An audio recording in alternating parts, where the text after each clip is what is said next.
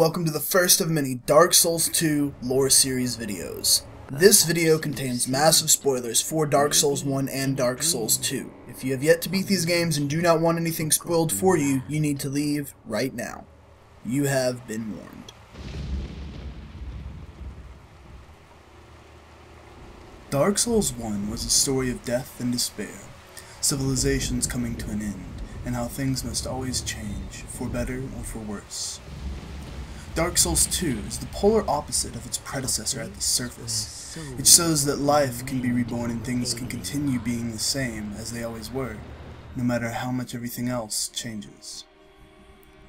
You're lured into things betwixt by the fourth missing Firekeeper from the table of the three you see in the opening scenes. She tells you of Drangleic and the possibilities it may hold for you. From the opening scenes you can assume that your character had a family, a wife and a child at the very least. Once branded by the Dark Sign, you journey to keep your sanity and memories of them, so that you may one day return. Once in Drangleic, you come to Majula, where you meet the Emerald Herald, Shanalot. She tells you of King Vendrick and the four old ones you must vanquish before challenging the king. The Rotten, the Lost Sinner, Dukestir Freya, and the Old Iron King are four immensely powerful souls in the land you must gather in order to progress forward. But why these four? For everyone that's beaten the game on New Game Plus or used a bonfire ascetic, you'll know that these bosses drop an additional soul, which is very peculiar in its placement. The Old Iron King drops the Old King's soul, Dukestir Freya drops the Old Peldrake's soul, the Lost Sinner drops the Old Witch's soul, and the Rotten drops the Dead One's soul. Each of these souls can be linked back to an influential and powerful character in Dark Souls 1. The Old Iron King. The cat Shalakor offers some interesting insight into the Iron King before you even meet him.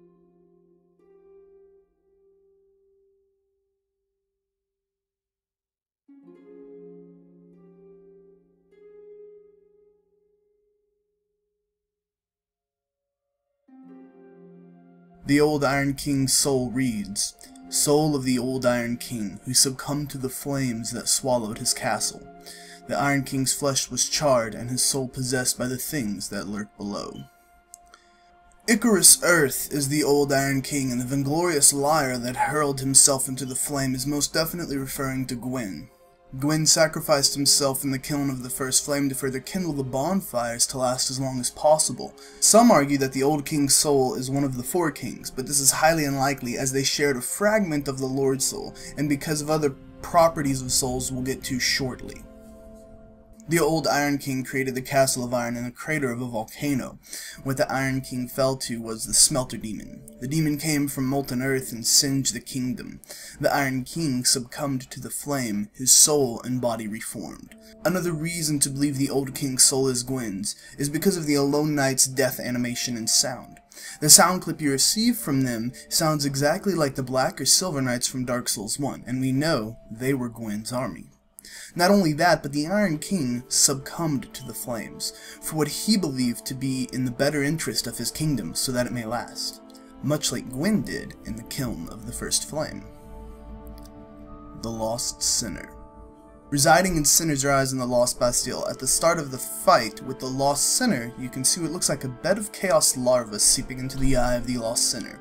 The Lost Sinner's soul reads, "The Lost Sinner eternally punishes herself for the sins of her past." After defeating the Lost Sinner, you will receive the Old Witch's soul. The Old Witch refers to the Witch of Izalith that became the Bed of Chaos.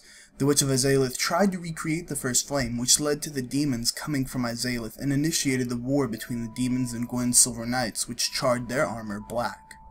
The Lost Sinner was placed in Sinner's Rise for trying to relight the first flame, as we're told by Shalakor. Similar to recreating the first flame, but somewhat confusing based on a lore standpoint, which we'll discuss later. As for the traits of souls I was mentioning earlier, this demonstrates a certain trait of souls again. Large, powerful souls are attracted to souls that have the same wants or same means to an end, or that influence the beings that they inhabit to do the same or similar things that they had done in the past. This is seen in the Lost Sinner and the Old Iron King, and others we'll discuss shortly. The Rotten.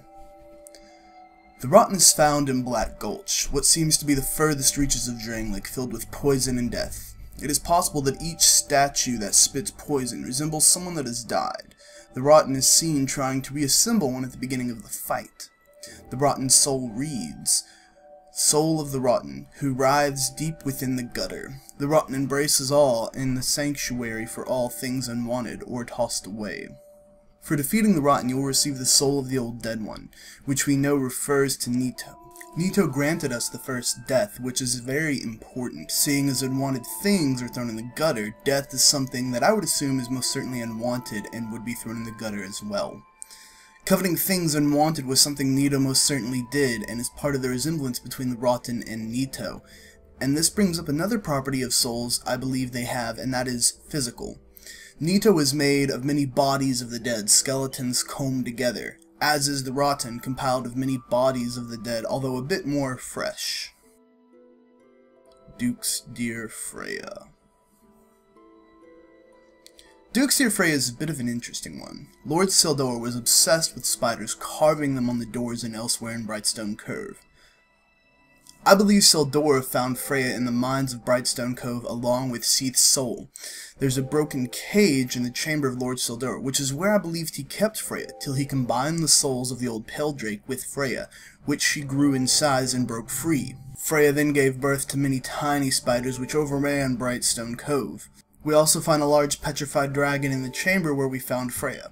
Some believe this is Seath, but I think otherwise.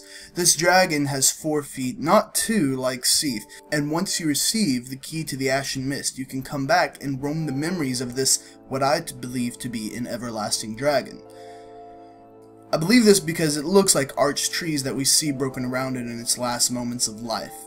Because this is an everlasting dragon's body, I think Seath's soul was drawn to it, because this is what Seath has spent his entire life to achieve: immortality.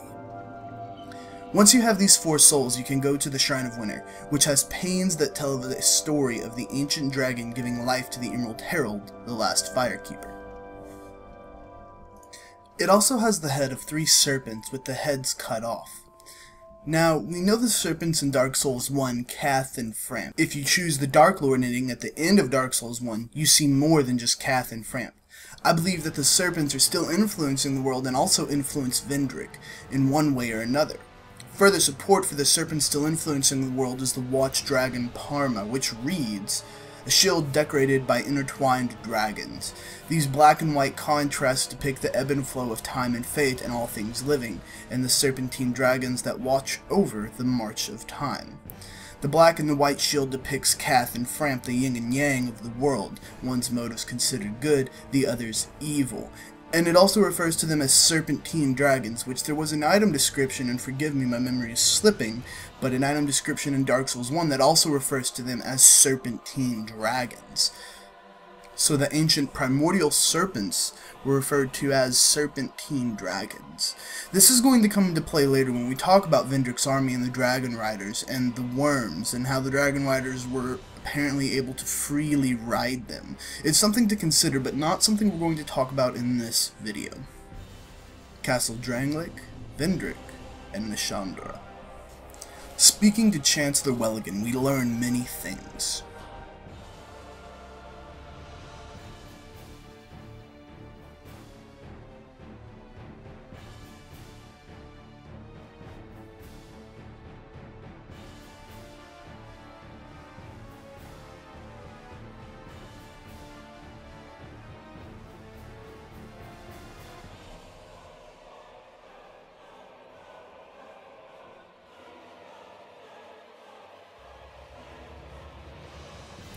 Vendrick defeated the 4 Old Ones, built his kingdom upon these souls. Nashandra then came to him, told him of the threat of the giants across the sea.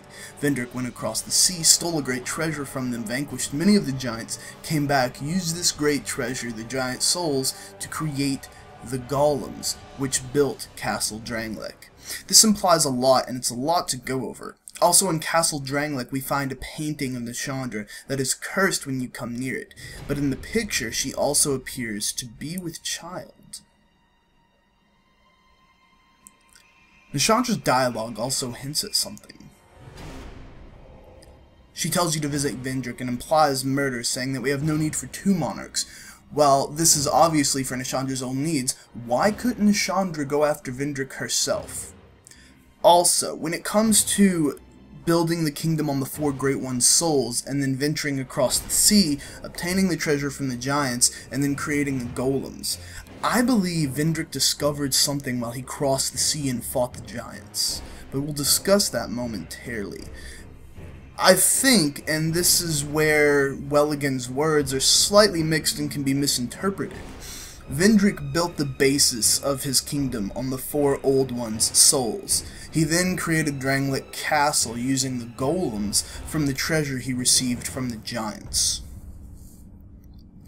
The Shrine of Amana. We find the Melfinito in the Shrine of Amana which sing, and this song calms the dead. As we can see, the dead lizardmen will not aggro onto you unless provoked when the Melfinito are singing. We also find a Melfinito locked away in Drangleic Castle. I assume this Melfinito is locked away by Nashandra to be researched, for their song affects the dead. So should we assume it would affect Nashandra, thus not allowing her safe passage into the crypt to retrieve the King's Ring? There is a cutscene. If you defeat the Throne Watchers after defeating the Lord Giant, Nashandra will come through the door, cementing the fact that she did not have access to the throne room. I believe this was designed by Vendrick once he had realized what his queen was really up to. Now, why all these reasons to stop Nashandra?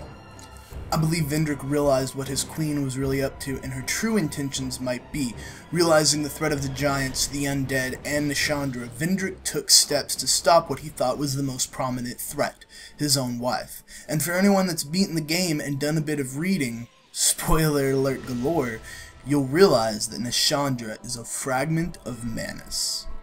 Being a part of Manus, we can assume what she really wanted was the Abyss to expand. The great treasure that Vendrick took from the giants we also assume was the First Flame. The First Flame would give Nashandra immense power and possibly allow her a period where the Abyss flourished. While Nashandra's specific purpose is never revealed, we know her common and simplistic reason is simply for great power. You find Vendrick in the crypt, hollowed out and stripped of his armor, with the King's Ring in the pile of armor. Why strip his armor and the thing he held most dear? Perhaps it was the hollowing process of insanity that brought him to do it, but no real reasons given. Or perhaps it was something he did in his last stint of having his mind, so that he knew it would be left in a place and protected. Once you've acquired the King's Ring, there are several places we can now go. Aldia's Keep. We know from a key in Aldia's manor that Aldia and Vendrick were brothers. They both strive to unlock the secrets of souls and to stop the undead, but they had very different approaches. So different in fact that Vendrick saw his brother's approach inhumane and locked him inside his own manor. Throughout the game, NPCs will talk about Vendrick's findings on souls, but what exactly did Vendrick discover? We know from the four Old Ones that souls still have influence. Be it physical or mental, they still strive to do something. However, in Drangleic Castle, when killing enemies near golems, the souls are absorbed into the golem and the golem performs an action. Perhaps what Vendrick found was how to strip a soul of its will, and how to use it for whatever purpose he saw fit. We also know from the Mastodon set that the king resorted to a long-lost art to create these inhumane abominations. What could this long-lost art be? We know that Gwyn created his army out of souls. Doing everything he asked, remaining ever loyal and never questioning him, the Black Knights were always at his side. Is it possible the same type of soul manipulation was used for Vendrick's army? The old ironclad armor set reads, "One day, warriors wearing decrepit armor emerged from Drangleic Castle, and quietly assumed positions amongst the royal army. Not one of them ever spoke a word or revealed the face under the mask." However, it also introduces the ironclad soldiers as the army of the old Iron King, but their set of armor is less worn, polished. It reads, "The ironclad soldiers were minions created by the old Iron King, their life granted by an enchantment of souls. By now this is again an iron husk and fit to wear." The ironclad armor set says that the old Iron King created the ironclads. However, why are Vendrick's ironclads wearing much older armor? A simple explanation is that time is distorted in Drangleic, much like it was in Lordaeron. Or it could be the Iron King learned from Vendrick. How could this possibly be, though? Vendrick defeated the four Old Ones, which would have included the Iron King, and used their souls to create his kingdom, right? This is pure speculation, but I think the sentence gives us more of an answer than we know. Vendrick did indeed defeat the four Old Ones, but perhaps they were known by different names then. The four Old Ones have been around as long as the kingdoms have existed. For Vendrick himself, he's very, very old. He then released or used the souls and placed them in his kingdom as he saw fit to their best possible places to benefit his kingdom, thus returning the rotten Duke's dear Freya, the old Iron King, in the Lost Center. This extreme manipulation of souls may have been aided by his brother Aldia, who may have discovered the same thing or something similar. Many of Aldia's creations were used in Castle Drangleic, including the Mirror Knight's shield and the Mirror Knight himself. And these mirrors were supposedly windows into nether worlds, and the possibilities of looking into another world, and the possibilities another timeline, leaves the answers to one question endless. We also know that Aldia kept giants in his manor and conducted experiments on them to further his research in souls. The Dragon Sage Hood reads, "Several of the greatest minds converged in Aldia to weave strange new rituals, but rumors suggest that during the course of their work their thoughts were not their own. The nebulous face of the mask was designed to deflect the ire of the ritual sacrifice." Perhaps Aldia was manipulating their souls and minds to do experiments they were unwilling to do or participate in. To reflect the ire of the ritual sacrifice? Well, ire is anger, and what anger could have come from sacrifice? I'm not too certain on this part because of the many experiments that could have happened in Aldia's manor, but we can assume something that they were sacrificing for what they believed to be a ritualistic purpose was angry with them, possibly a giant. Upon entering Aldia's manor, you will find a giant dragon skeleton that reanimates and strikes at you. Whether this dragon was being brought back from the dead or being given temporary immortality, we aren't sure, because it was obviously a failed attempt. However, this does bring to light that one of the many ways they believed to defeat the curse of the undead, and that was through immortality. Once through Aldia's manor, you'll find the Guardian Dragon. Is this a real dragon, though? The Guardian Dragon's soul reads, "Do the dragons watch over the land of their own will, or are they under the grip of one of Aldia's spells?" This leads to the questions, are the dragons still under Aldia's spell? Is he still exerting his control? Or are the dragons even real? Defeating the dragons in Dragonary, they will drop Petrified Dragonbone, which reads, "Commonly called Dragonbone, but the veracity of the name is questionable. In any case, this petrified bone houses great power." Veracity means accuracy. Why would the devs of the game purposely question the name of Petrified Dragonbone? It could mean the dragons aren't real dragons because it's not real dragon bone. But the larger question is, what is a petrified bone doing in something alive, dragon or not?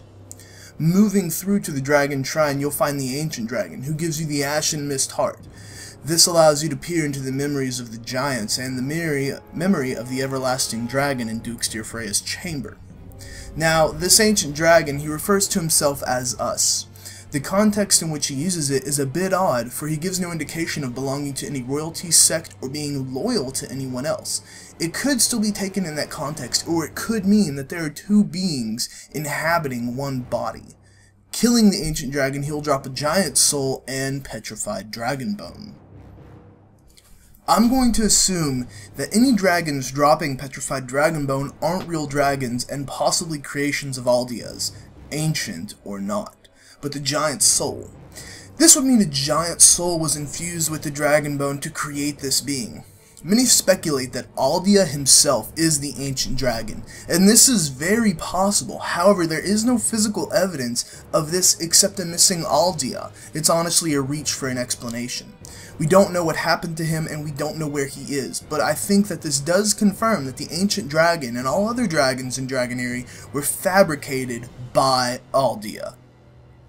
But, and this is a pretty big but, we know that Aldia was trying to reanimate dragons. It is possible that all of the dragons we are seeing are dragons brought back from the dead, including the Ancient Dragon. Now to me the ancient dragon looks like an everlasting dragon, so maybe it's possible that Aldea brought back to life that which cannot die, just to study it, or perhaps become it himself, thus finally defeating the undead curse. In one sense, Aldea did solve the problem of the curse if we believe in this theory by bringing the dead back to life, but he created many monstrosities in the process of doing so. It is to be noted that while in Dragonary, Shenalot gives you an aged feather which reads, "The child of the dragon, sequestered away from the world, imagined a world of boundless possibilities from the mere sight of a feather." In Dragonary, Shenalot appears younger by a higher-pitched voice. She also admits to being the older firekeeper that lured you into Drangleic, through the outside world. It is clear that the line of time in Drangleic is distorted, much like it was in Lordaeron. Also, Nashandra refers to the ancient dragon as a prop, a false idol, possibly for her own selfish reasons, but I think this further cements the fact that the dragons in the ancient dragons aren't real dragons or possibly created dragons. Lastly, to be noted in Dragonary, we also find the Judgment Set, which is the set of Velka, the goddess of sin. And we know that this set was previously found in the painted world of Eremos, and many people speculated that Dragonary was the painted world of Eremos from the trailers. But this is a question that I'm going to leave open for another Dark Souls lore series video. Memories of the Giants. The memory of Jay is the most prominent memory of the Giants, for it is the memory you will find the Lord Giant. Throughout these memories you can find Drangleic under siege, in a war with the Giants, and can obtain Giant Souls. You can also obtain the Giant's kinship from defeating the Lord Giant. This will allow you to activate the final fight with Nashandra at the Throne of Want. Why would a giant, though, have an item that looks as if it came from the abyss, that is used to summon Nashandra for the final fight? And why would it be called the Kinship? Kinship would mean family ties of some kind. Are the giants connected to Nashandra or Vendrick? This is a good question, but it's one that I believe deserves its entirely own video. But I promise you, the answer is a good one. The Throne of Want. The final fight with Nashandra, who reveals her true self to be something with the dark, showing that she is a piece of Manus. She could not reach the throne herself because of the Melfinito in the Shrine of Amana. She could not obtain the King's Ring, but why all this trouble for a throne? If you look closely at the art style and geography of the Throne of Want, to me, it looks like the kiln of the First Flame. Vendrick did some redecorating and built onto it, but if this is the kiln of the First Flame, it explains the dire want to obtain the throne, as it is a place of immense power. However, we never see the First Flame. It is possible much of it was consumed by Vendrick, building his kingdom and fighting the giants, and lastly making the necessary steps to stop Nashandra. But perhaps the control of the golems and Vendrick's army is tied to who holds the throne. Lastly, earlier I mentioned that Nashandra was pregnant. I believe that you are the child of Vendrick and Nashandra. You were born with the dark side, which only strengthened Vendrick's resolve to solve the curse of the undead and protect you in the kingdom. Vendrick sent you out of Drangleic, used his brother Aldea to create the Emerald Herald to lure undead into Drangleic so that she may one day lure his son once ready. Many items in the game speak of the throne being a birthright. Nashandra refers to you as my undead. Vendrick doesn't attack you on sight. I don't believe that's just simply a game mechanic, because he's so far hollow. Shouldn't he attack anything that comes in his sight? Shalakor says you have a lovely scent, and so did the king. I don't believe this is a scent of being undead, but a scent of great power. She can smell the power on you. The ancient dragon freely gives you the ashen mist. Certainly he wouldn't give it to every undead that came by, because they obviously failed before you, and he would have to retrieve it over and over again. The king's ultra great sword reads, "Only the king knows whether the depiction of the queen is a resentful mockery or an affectionate exaltation." Why put it into question what he thought of the queen when the picture is cursed? It would be obvious if it was resentful mockery, unless it's both. Affectionate exaltation for the child she bears, mockery of the queen herself. The king's set reads, "What makes a king? Some say that it is a birthright, while others call it destiny. Perhaps it is not important, as long as the king name serves to unite his people." Some say that it is a birthright. FromSoft doesn't just create descriptions for items because it fits the item. There's a reason for every sentence. Very few things in Dark Souls are just in the game to fill space that was there. And lastly, the ruler's sword. The great king shut himself away and was soon reduced to a mere shell. Just what was it that he yearned to protect? He most certainly wanted to protect his kingdom, everything he had built in it, but the word yearned. Yearned has many meanings: strong, melancholy desires, pity, sympathy, tenderness, intense desire, longing for, affection. Wanting to protect his kingdom is the easy and simple answer, and in fact too easy and too simple. Using wanted in the place of yearned would have done just fine and had much less connotation on the emotional meaning for Vendrick. All of these reasons above, how Nashandra addresses you with tones of endearment, the picture, it all falls too perfectly into place for you to be the child of Nashandra and Vendrick. And as we know, Nashandra is a piece of Manus, and if you believe that Manus is the furtive pygmy, then you are, once again, a descendant of the furtive pygmy. There's one last thing I want to remind you of before we close out this video: the Abyss. The Abyss is in every corner of this game. Everywhere we touch it seems to be there in one fashion or another.